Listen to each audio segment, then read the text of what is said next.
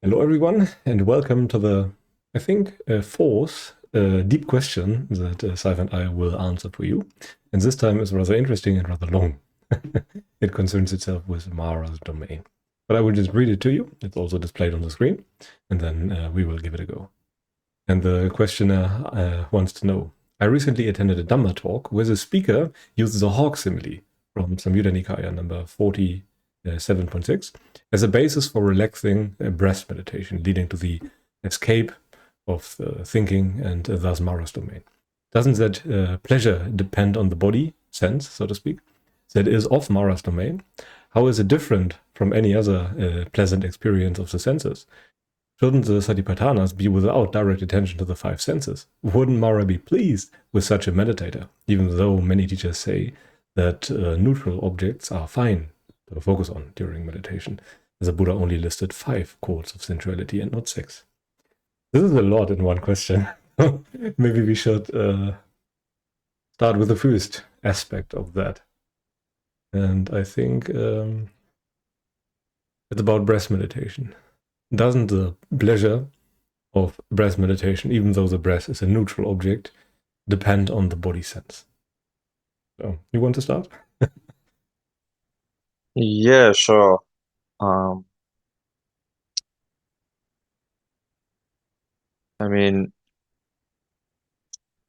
I feel like the way it's worded is a bit strongly, like the idea at the end about Mara being pleased with such a meditator. But I mean, yeah, like breath meditation is very much dependent on the body sense and the bodily pleasure and all that sort of thing. But I wouldn't necessarily say it's the exact same as any other pleasant experience of the senses because obviously, like when you do a sort of relaxing breath meditation, especially if it leads to some sort of calming or thinking, it's obviously some sort of calm that you're gaining. It's not the exact same as some sort of feverish craving towards sense objects, which is obviously making the mind go absolutely crazy, just moving all over the place. Like there is a calm that comes out of there, calm that is related to that bodily sense of pleasure. Um, but would I necessarily say that relaxing breath meditation is removing you from Mara's domain? Um, Maybe not. Maybe that's a bit too much because, like, yes, this if you do a sort of relaxing breath meditation, it does give you a sense of calm. It does give you that distance from your normal activities to allow you to reflect, and even that pleasure can allow you to give up more coarse forms of pleasure seeking, which a lot of people do get from relaxing breath meditation. So there are all these benefits, but when we talk about Mara's domain, um, like Mara's domain is a very sort of a deep thing. I think in that sutta it talks about in terms of the six senses, but like most of the time it's talked about in terms of the five aggregates as a whole. That's Mara's domain. Um, so that just basically means that everything you can experience is not your domain. It's Mara's domain. It means that Mara can do whatever he wants with it on the most ultimate level. And that's basically referring to the fact that things are impermanent. So if you're free from Mara's domain, that would mean that you would be free from being affected by any change that is possible within the five aggregates. And you have to realize how deep that is basically, because that means, like, yes, anything that you hold dear, such as friends, family, loved ones, material possessions, your own health, if you're free from Mara's domain, then any of those things could change, could cease, and you would not be affected by it. But if you're engaging in that bodily pleasure that comes from a relaxing breath meditation, you would have to do a lot of work there to basically make the connection between that and the exiting of Mara's domain on that level.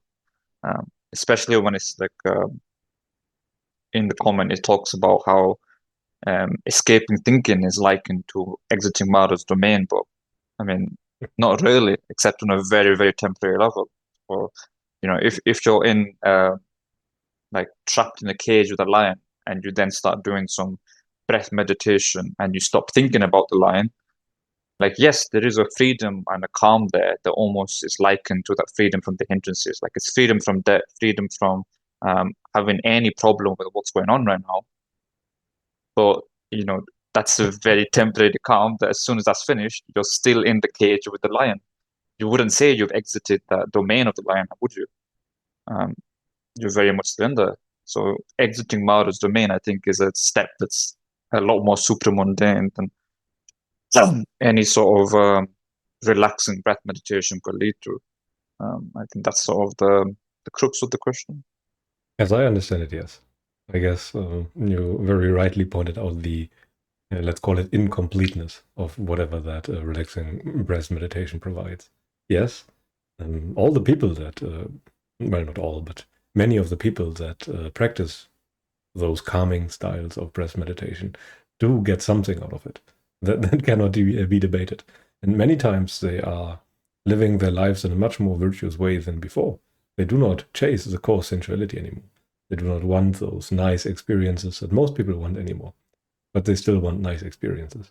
So they are not free from the binding quality of feelings overall. You are kind of still shackled by wanting to feel good. You have just changed the vehicle by which you feel good. Let's put it like that. And that is one thing that still shackles you to Mara's domain, as feeling is still within Mara's domain. So you want to escape even that. You want to move beyond feeling as a whole, so that you do not care anymore if there is good feeling, if there is bad feeling, or if there is neutral feeling. You want to escape feeling in its entirety. That is kind of the crux of it all. If you have escaped all feelings, so to speak, then there isn't really anything more that can draw you in. Because what we usually aim for is the good quality or the bad quality of experience as it is. That's kind of what we optimize usually our actions for. To get more of the good stuff, avoid the bad stuff, and avoid boredom, so to speak. So if you have escaped that, then including restlessness and laziness and such things, there isn't much more to do as I see it.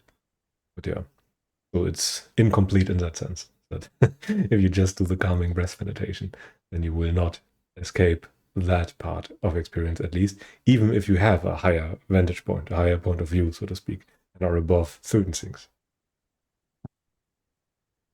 Yeah, it's basically it's too tied to the question, basically. Whereas the exiting of Mara's domain or the exiting of the Hawk's domain, it very much depends on you giving up the, like you were saying, that sense of attachment to pleasure and avoidance of pain and distraction from the neutral feeling at the level of one's entire life, basically. It does require that whole entire transformation that's part of the gradual training of developing virtue in your daily life, developing generosity, developing sensory and giving up, engagement with sensual pleasures, developing wakefulness, mindfulness, seclusion, so not proliferating company, not proliferating work beyond necessary, not proliferating basically any activity that's based in just activity for the sake of activity. Those are the things that are going to be making you exit Mara's domain, because those are the things that are not allowing you to be attached to the world, your own senses, your own body, and holding basically anything is dear. So those things that you're doing are going to be helping you exit Mara's domain more than any amount of relaxing breath meditation. So that is what you should basically be focusing on if you want to get the utmost release. But again, it sort of depends on what you're looking for, because not everyone is necessarily looking for that utmost release from all craving and all suffering, because some people just want more of a release from suffering they already have. So, you have to also think about what you kind of want and what you kind of desire from the practice. Yeah, it's very important to just think in terms of the goal that you have. If your goal is not the liberation from suffering forever, then what we say here is not really applicable to you. Well, it is still applicable, but it's very likely not helpful in attaining that very goal of yours. At least it will not be as quickly as other things that you desire. It's kind of important. And I feel that is something that many people do not necessarily desire. Let's put it like that. The ending of suffering is usually not on the table for the vast majority of people. They kind of want that on a very hidden level, so to speak. No one wants sensuality, really. No one wants to be pressured all the time. but the escape, so to speak, by non-attachment or non-desire towards anything in the world, toward the all, as the Sutta sometimes say, that's a bit much for them. if it means that you have to, let's say, emotionally give up your own children and your own parents, well, that is necessary if you want to make the breakthrough to the Dhamma, kind of. But you will very likely not like it. It won't seem very agreeable to you. That does not mean that you actually leave behind your children, by the way, but you leave behind the attachment. And that is a major step. Yeah.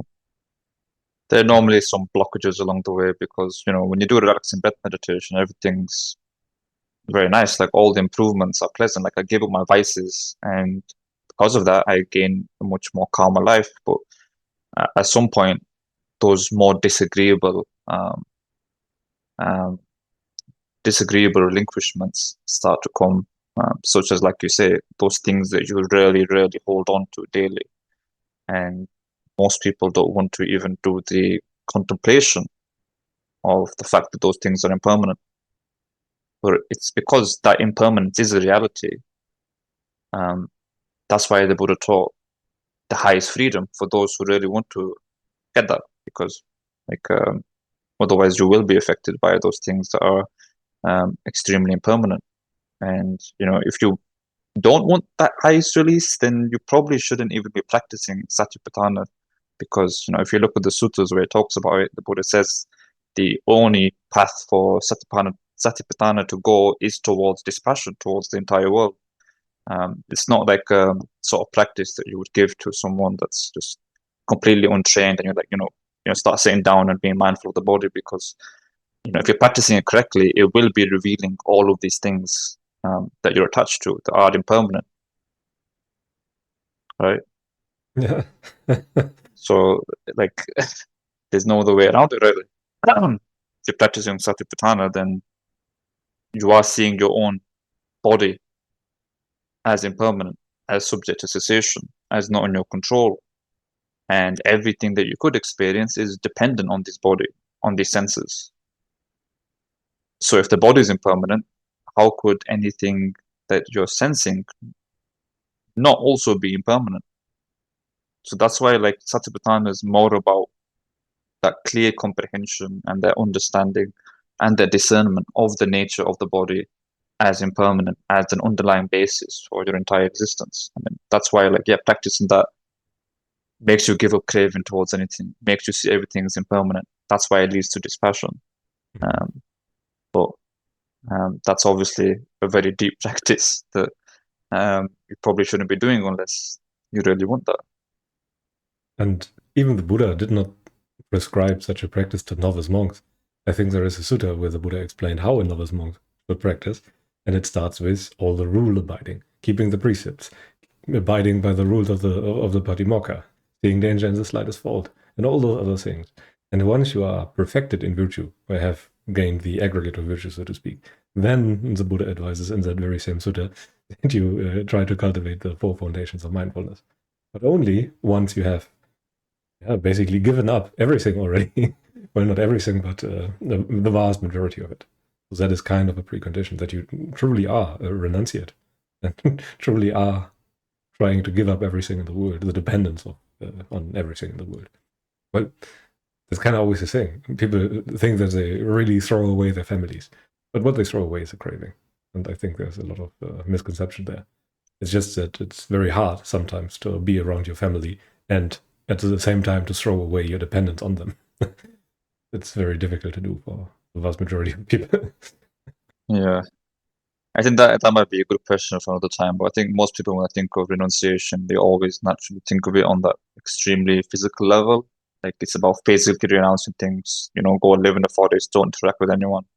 But renunciation is fundamentally at the mental level. But obviously that includes physical aspects, but it's more fundamentally at the mental level. I mean, even in the suttas, there were anagami lay followers who lived with their family, with husband and wife, with kids. And even they said that, like, they loved their children, but they were not affected by anything that could change. So, like, Nanda's mother, who says like she loved her only son, and then her only son was wrongly imprisoned and then I think killed. She said her mind did not move even an inch.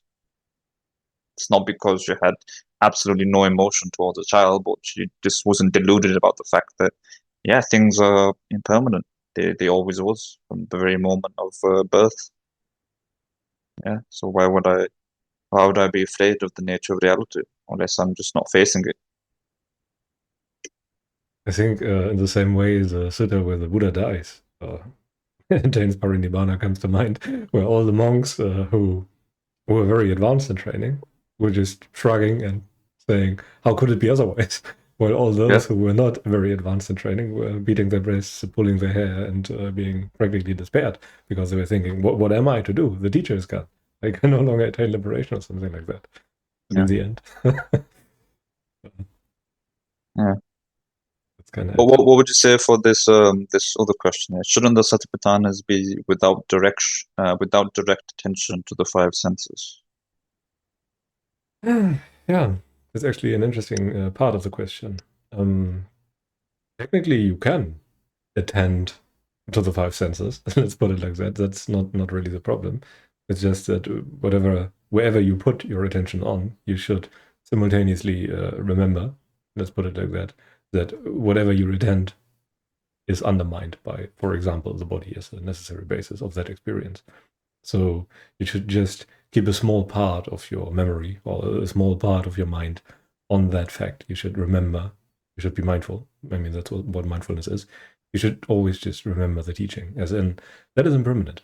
Whatever I experience right now is dependent on the senses, is dependent on the body, is dependent on a feeling that changes on its own.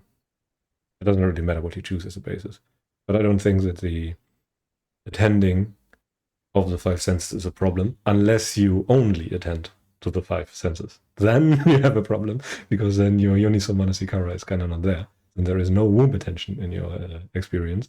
And when there is no womb attention, there cannot really be right practice. That is not possible. You kind of need that memory. That is why you cannot have enough mindfulness. You cannot remember enough that things are impermanent as I see it. But how do you see it? Yeah, I would answer the same. I mean, especially as a layperson, like if you attend to duties, you're going to be absorbed in the five senses, at least to some degree, just through engagement. So the problem is not necessarily that your attention is on the five senses, it's just that you haven't got that context behind it simultaneously. And if you haven't got the context behind it simultaneously, you're not seeing what it's dependent on, what the senses are dependent on. You're not seeing the impermanence of it. And that's how, like, instead of impermanence, you end up assuming the sense of permanence, the sense of self behind everything, the sense of control. And then the mind just ends up getting more and more absorbed into the five senses. And then comes the outflow of sensuality and ill will and everything. So as long as you're keeping your attention on that background, universal nature of the body and its impermanence, and how everything is dependent on it, then no amount of your attention to the five senses can be a basis for deluding yourself. And so then it's fine. But you can already see how different that is from any sort of relaxing breath meditation, because relaxing breath meditation does not intrinsically have any relationship towards discernment of the nature of the body and the dependence of everything on that body. It's just a sort of pleasantly calming experience. So you do need to do that discernment. And yeah, it is kind of without direct attention to the five senses in that sense, because it's a sort of background phenomenon. Yeah. Yeah, that's kind of important. Yeah. And by the way, I don't think that sometimes people think that. We do not say that there is no benefit to breath meditation. There are certain times where you can practice such things. If your situation is overwhelming, let's put it like that, then it might be good to calm yourself before you just go crazy or something like that. But it should be with the memory that that is not a good thing to do. It's not a good thing to rely on that. You should keep in mind that, yes, I might need that now, but overall I know that it's not good for me and that I should transcends that kind of cope that I'm still engaging in. Then you can do that, and it can be beneficial in certain situations, I would say. But overall, it's very important to acknowledge and be honest and responsible when it comes to seeing, okay, yes, this, I might be dependent on that, but I should not be dependent on that forever. Yeah. Yeah. Maybe we could say one more thing about Mara's domain. How would you explain it? I mean, we have explained it in 3 different ways in this short time interval, but I think many people still would struggle with really getting their grip on what it is. What do you mean by that? What is Mara's domain? Just what is it? I mean, I feel like the idea of Mara's domain is the idea that there are parts of basically the totality of your experience that is not your domain. So it refers to that quality of not self that's intrinsic in the experience. And most of the time when the Buddha talks about Mara's domain, I think he does talk about not just the 6 senses, but the entire 5 aggregates. It's literally the entirety of your experience, anything that could be experienced, whether in the human realm or otherwise. It's this body that you think is your own, these feelings, these intentions, whatever it is, it's Mara's domain. It's things that he controls, things that he, whenever he wants to, could shift. Not like as in just magically shift, but it's the idea that at any moment, for example, I could pass away. I don't have control over this breathing body. It's just impersonally happening. Or even feeling like I feel neutral right now. Can I control myself to not feel unpleasant? Sometimes it just happens, it shifts. So all of these things, the entirety of your experience should be seen as Mara's domain and not yours. So, if you're exiting Mara's domain, that means you're not taking control and ownership of that which is not yours. Because if you're taking ownership of that which is not yours, like the simile in the sutta where, you have this jewelry that's been taken as borrowed. If you're flaunting it like you own it, and you're saying, "Oh, look at me! I've owned this amazing jewelry. I'm the best in the world," or whatever. Then when that person comes and takes it off you, you're going to be like, "What the hell? I thought I owned this," and you're going to be distraught, and your whole sense of identity is going to be gone. But if you were conscious of using that jewelry or this body or the feelings as something that's borrowed, as something that's not ultimately yours, you wouldn't proliferate that same sense of lust, attachment, greed, aversion, distraction, basically anything that's bound up with that sense of ownership. You just wouldn't do it because you realize it's going to be taken from me at any point.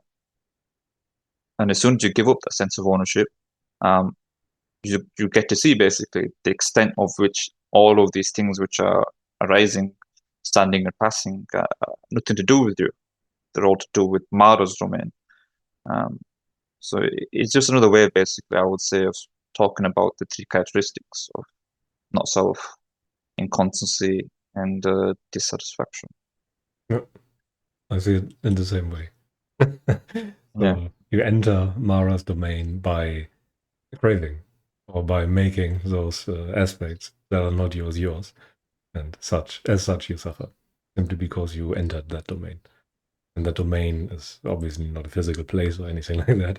It's a designation for starting to crave something that is not yours, starting to own or cling to something that is not yours. That is Mara, actually. It could change at any given moment. Okay. Are there any aspects of that question that we have not answered yet? Let's give it a quick reread. Would Mara be pleased with such a meditator who only watches the breath? I would say yes. In a sense, Mara would be pleased. But he will give you as much as is necessary so that you stay within the domain of his. Let's put it like that. If you are about to escape, then he offers you a bit more so that you will stay a bit longer. So in that sense, he would be pleased as you have not escaped it. If you just dial in on the breath and become attached to that as a source of pleasure. That would be a source of joy for him, I would say, as you are still within. Yeah, and then we have, I think, the last part. Would you say that it is fine to, I mean, we kind of have answered it before, but would you say that it is fine to focus on neutral objects, as the Buddha only listed 5 chords of sensuality and not 6, even though that's a bit unrelated?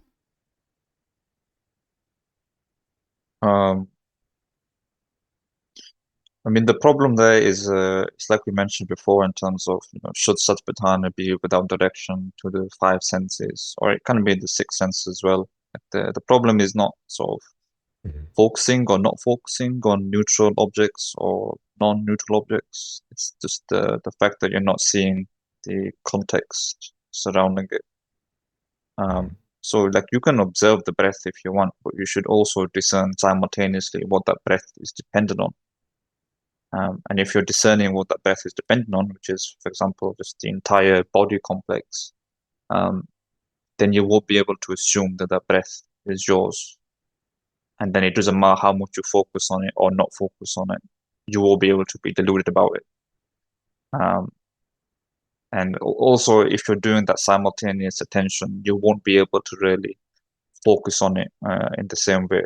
So I think some people ask, like, if you have right view, can you still do focusing meditations? But if you're able to see the context surrounding things, like, there would be no reason why you would need to then go in the complete opposite direction of trying to focus more and more, because you realize actually me seeing the overall context to whatever object is in front of me lets me see its impermanence, lets me see that it's unsatisfying, it's not mine, it leads to non-ownership, it leads to non-craving, it leads to a pleasant abiding here and now.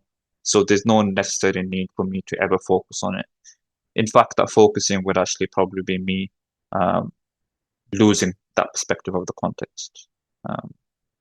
So in that sense, I would say neutral objects should not even be focused on in that sense.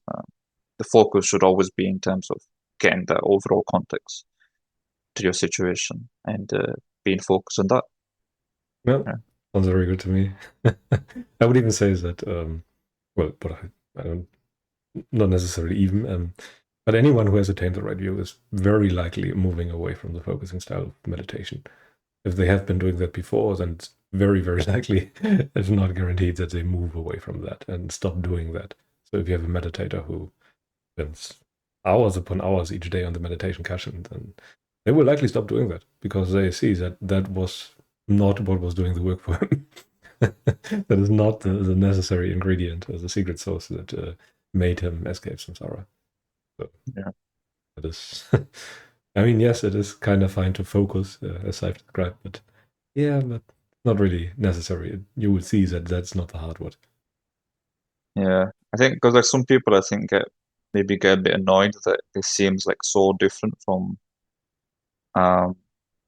like other sort of mainstream practices, and it may seem like, oh, like, sort of think you're unique. Like, well, why do you think this is the practice when all these other teachers think otherwise? But there's no way to really be sort of democratic about it when the directions of those two practices are basically completely opposite directions. No. It's not like we're doing the same focusing practice and then exchanging one object for another object, or you're doing a little bit less focused, a little bit more of an open awareness style compared to being completely focused. No, it's kind of like the complete and utter opposite direction. Yeah. So if you're practicing the opposite direction of trying to see the context rather than focusing in on something, you can't really be giving leeway to say, oh yeah, do a bit of focusing and then go to the opposite direction. They are mutually exclusive, so you have to focus on one of them because one is to the detriment of the other.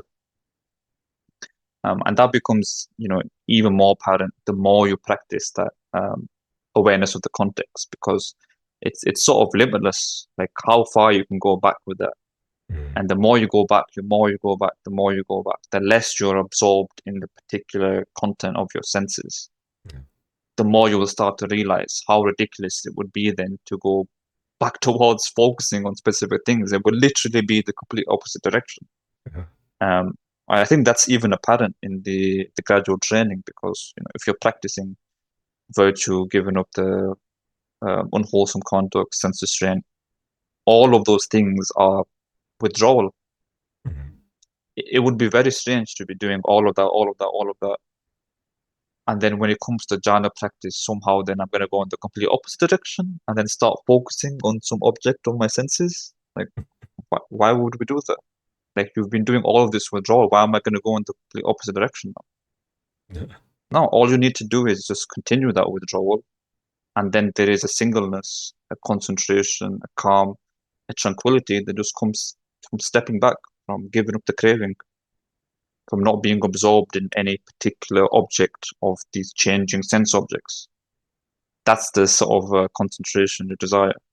Yeah. That is the gathering. The gathering, yeah, the composition, whatever you want to call it, but there's a certain singleness of the mind that comes from just not being absorbed in any of the senses, any of the moving things, basically. But all of that is in withdrawal. So there is no sort of leeway where you can say, let me do a bit of focusing and then let me do the other one. They're two mutually exclusive directions. Exactly. Yeah, I think we're approaching the ending of the recording window. I always cannot read it on the screen, but we only have a couple of minutes left. So I think we have properly answered that question. If not, then please let us know, and we will gladly clarify any missing points. But apart from that, yeah, I think that is enough. Thank you for listening in. If you have any additional comments, feel free to post them down below. But until then, I wish you a pleasant day and bye.